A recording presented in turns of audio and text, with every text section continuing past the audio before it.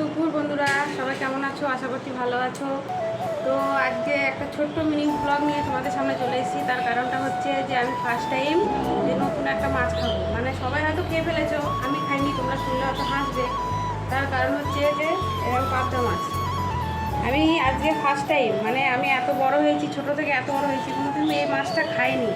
তো আজকে প্রথম এনেছি। তো এটা কীভাবে রান্না করব সেটা একটু দেখাবো। আর যদি আমার রান্নাটা ভুল হয় তোমরা একটু জানিয়ে দেবে। হ্যাঁ, তো কী দিয়ে রান্না করছি সেটা দেখো।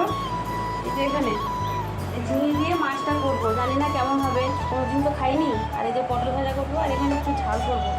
তো আমি পটলের নুন হলুদ মাখিয়ে রেখেছি, কড়াই তেল দিয়ে দিয়েছি, তেলটা গরম হতে দিয়েছি। তো গরম হোক, তারপর পটলটা ভাজা করবো।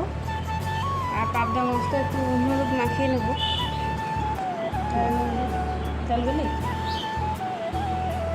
এই যে নুন হলুদ দিয়ে একটু মাখিয়ে রেখে দিই।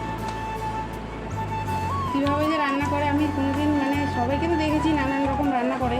তো আজকে আমি যেহেতু ফার্স্ট টাইম খেয়ে দেখি কেমন লাগে, তোমাদেরকে নিশ্চয়ই জানাবো যে কেমন লেগেছে।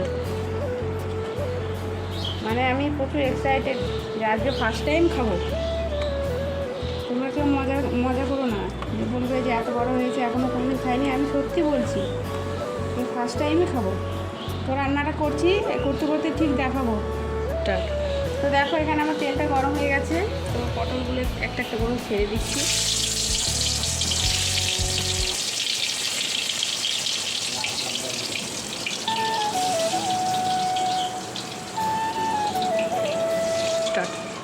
তো দেখো আমি পটল ভাজাটা চাপিয়ে দিয়েছি, আর এক পাশ উল্টিয়ে দিয়েছি। পটলটা আগে ভাজা করছি, কারণ পটল ভাজা মাছ ভাজার পরে যদি পটলটা ভাজা করি তো পটল ভাজাটা মাছে গন্ধ থাকবে। তার জন্য আমি পটলটা ভাজা করে দিচ্ছি। এমনিতে লাগে না।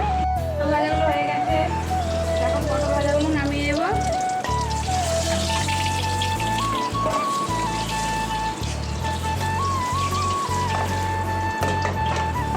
এবার মাছগুলো ভেজে নেব, একটা একটা করে দিয়ে দেবো মাছগুলো।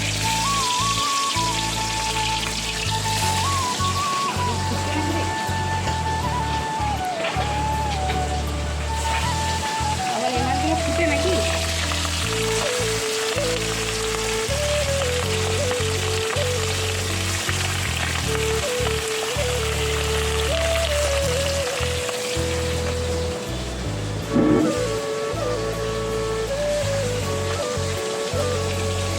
তো দেখো মাঝখানে একটা শর্ট ভিডিও করতে গিয়ে আমি ভুলে গেছি ক্যামেরা করতে। তো এখানে আমি আলু ভেবেছিলাম যে আলুটা একটু ভেজে তারপরে ঝিঙাটা দেবো, কিন্তু শর্ট ভিডিও করতে গিয়ে মানে সব উল্টোপাল্ট হয়ে গেছে। তো ঝিঙাটা এখন একসাথে দিয়ে দিয়েছি।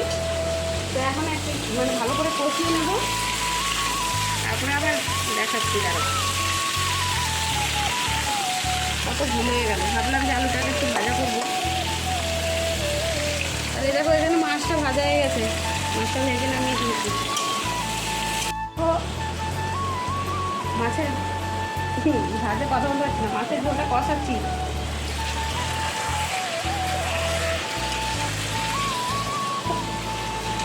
আর গন্ধটা খুব দারুণ আসছে, কারণ এখানে আদা রসুন জিরে বাটা দেওয়া হয়েছে। কিন্তু একটু ভুল হয়ে গেছে, যে ভাবলাম একটু আলুটা ভাজা করে দেবো, ভিডিও করতে করতে ভুলে গেছে একবারে। তো কষিয়ে জল দিয়ে দেবো, একবারে রান্না শেষে দেখাবো। তো এখানে দেখো বললাম না একটু মাছের ঝাল করবো, তো মাছের ঝালটা বসিয়ে দিয়েছি এক পাশে। আর আমাদের মাছের ঝাল না হলে একটু ভালো লাগে না, যেই মাছই হোক একটু ঝাল করতেই হবে। সেখানে পেঁয়াজ টমেটো দিয়ে ঝালটা করছি, ঝাল খেতে খুবই ভালো লাগে।